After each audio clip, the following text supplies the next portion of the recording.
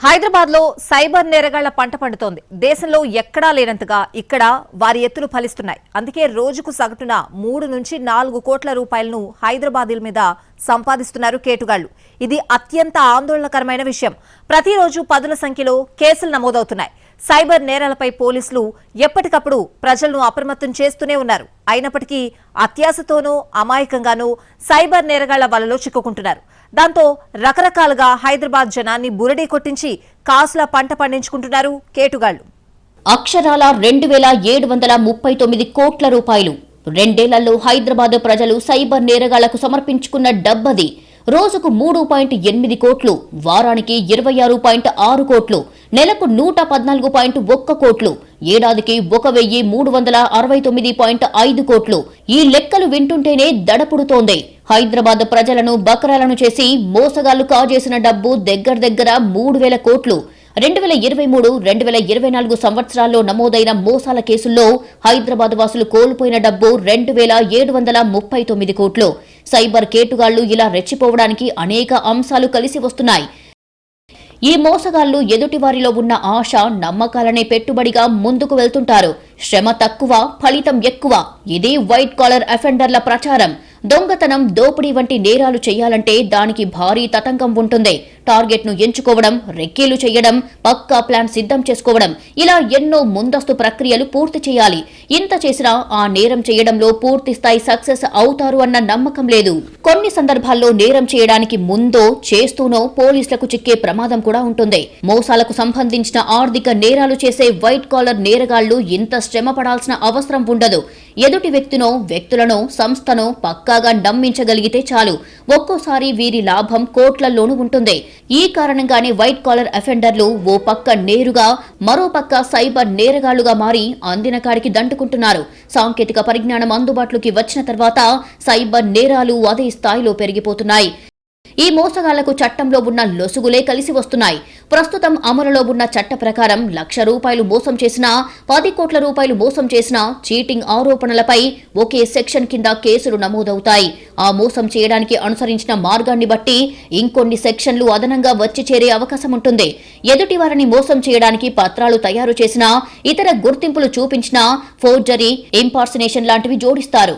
న్యాయస్థానంలో నేరం నిరూపితమైనప్పుడు అది నమోదైన సెక్షన్ల ప్రకారమే శిక్ష ఉంటుంది. దీంతో ఎంత పెద్ద మొత్తం కాజేసినా మోసగాళ్లు తక్కువ శిక్షలతో బయటపడుతున్నారు. పదే నేరాలు చేసేవారిపై పోలీసులు పీడీ యాక్ట్ ప్రయోగిస్తున్నారు. అయితే నిర్ణీత కాలంలో, నిర్ణీత సంఖ్యలో కేసులు ఉంటేనే దీన్ని వాడే ఆస్కారం ఉంది. ఓ మోసగాడు ఒకే ఉదంతంలో 100 కోట్లు కాజేసినా అతడిపై దీన్ని ప్రయోగించడానికి అవకాశం లేదు. ఈ కారణాలతోనే అందిన కాడికి దండుకుపోతున్న మోసగాళ్లకు చెక్ చెప్పడం పోలీసులకు తలనొప్పిగా మారింది. ఈ వైట్ కాలర్ నేరాల్లో సైబర్ క్రైమ్ కూడా ఒకటే. సైబర్ నేరాలకు పాల్పడుతున్న నేరగాళ్లు చిక్కే అవకాశాలు చాలా తక్కువగా ఉంటున్నాయి. ఎన్ని రకాలుగా ప్రయత్నించినా పాత్రధారులు, దళారులు తప్ప సూత్రధారులు చిక్కట్లేదు. కొన్ని సందర్భాల్లో ఈ నేరాలపై ఎవరికి ఫిర్యాదు చేయాలి అన్నది సామాన్యులకు స్పష్టంగా తెలియక, స్థానిక పోలీసుల నుంచి సరైన స్పందన లేక కేసులే నమోదు కావట్లేదు. నమోదైనా అవసరమైన స్థాయిలో దర్యాప్తు ఉండదు. సైబర్ నేరగాళ్లు తీసుకుంటున్న జాగ్రత్తలకు తోడు ఈ నేరాల దర్యాప్తులో అన్ని విభాగాల పోలీసులకు పట్టు ఉండట్లేదు. ఫలితంగా ఇంటర్నెట్ కేంద్రంగా జరిగే సైబర్ నేరాల్లో 50% కూడా నమోదు కావట్లేదు.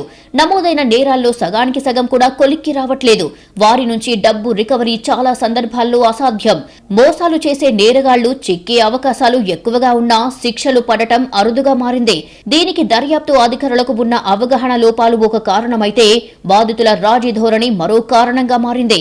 వైట్ కాలర్ నేరాలను దర్యాప్తు చేస్తున్న పోలీసులకు అవసరమైన స్థాయిలో ఇతర విభాగాల నుంచి సహకారం లభించట్లేదు. కేసు నమోదై దర్యాప్తు పూర్తయినప్పటికీ కోర్టు విచారణ ప్రక్రియ ముగియడానికి చాలా సమయం పడుతోంది. అప్పటి వరకు వేచి ఉండేందుకు ఆసక్తి చూపని బాధితులు మధ్యలోనే మోసగాళ్లతో రాజీ పడుతున్నారు. ఈ పరిస్థితులను బేరీజు వేసిన పోలీసు విభాగం దిద్దుబాటు చర్యలు ప్రారంభించింది. ఇటీవల కాలంలో సైబర్ నేరగాళ్లు నానాటికి పేట్రేగుతుండటం, ఆర్థిక నేరాల వల్లే ప్రజలు ఎక్కువగా నష్టపోవడాన్ని పరిగణలోకి తీసుకుని అనేక చర్యలకు ఉపక్రమించింది. ప్రాథమికంగా అధికారులకు దర్యాప్తు తీరుతెన్నుల్లో మెలకువలు నేర్పిస్తున్నారు. సీసీఎస్ అధికారులకు అనుభవజ్ఞులతో శిక్షణ ఇప్పిస్తున్నారు. సైబర్ ఎకనామిక్ నేరాల దర్యాప్తుపై ట్రైనింగ్ ఇవ్వడంతో పాటు అవసరమైన సాంకేతిక పరిజ్ఞానం అందిస్తున్నారు. తీవ్ర నేరాల్లో ఆదాయ పన్ను శాఖతో పాటు ఎన్ఫోర్స్మెంట్ డైరెక్టరేట్ కు సమాచారం ఇస్తున్నారు. ఆయా కేసులను పరిగణలోకి తీసుకున్న నేపథ్యంలో ఈ విభాగాలు దర్యాప్తు చేపడుతున్నాయి. 2023లో సీసీఎస్ పోలీసులు నమోదు చేసిన 361 వైట్ కాలర్ నేరాల్లో 1355 కోట్లు, 2984 సైబర్ నేరాల్లో 147 కోట్లు బాధితులు నష్టపోయారు. 2024లో నవంబర్ వరకు సీసీఎస్ పోలీసులు నమోదు చేసిన 248 వైట్ కాలర్ నేరాల్లో 1036 కోట్లు, 2868 సైబర్ నేరాల్లో 38 కోట్లు బాధితులు కోల్పోయారు. మోసగాళ్లను కట్టడి చేయడానికి మరిన్ని కఠిన చట్టాలు అవసరమంటున్నారు ఎక్స్పర్ట్స్. ప్రస్తుతం కేవలం డిపాజిటర్స్ ప్రొటెక్షన్ యాక్టుతో నమోదైన కేసులతో పాటు మనీ లాండరింగ్ కేసుల్లో మాత్రమే నిందితుల ఆస్తులను స్వాధీనం చేసుకునే అవకాశం ఉంది. అలా కాకుండా ప్రతి ఆర్థిక నేరంలోనూ ఈ విధానం అమలయ్యేలా మార్పులు రావాలి. దీనికి తోడు చోరీలు, దోపిడీలు చేసేవారితో పాటు ఇలాంటి వైట్ కాలర్ నేరగాళ్లపైన నిఘా ఉంచాల్సిన అవసరం ఉంది. మోసగాళ్లు కాజేసిన మొత్తం ఆధారంగా శిక్షలు ఉండేలా చర్యలు తీసుకోవాలి. కొత్తగా అమలులోకి వచ్చిన BNS లోనూ ఇలాంటి అవకాశం లేదని నిపుణులు చెబుతున్నారు.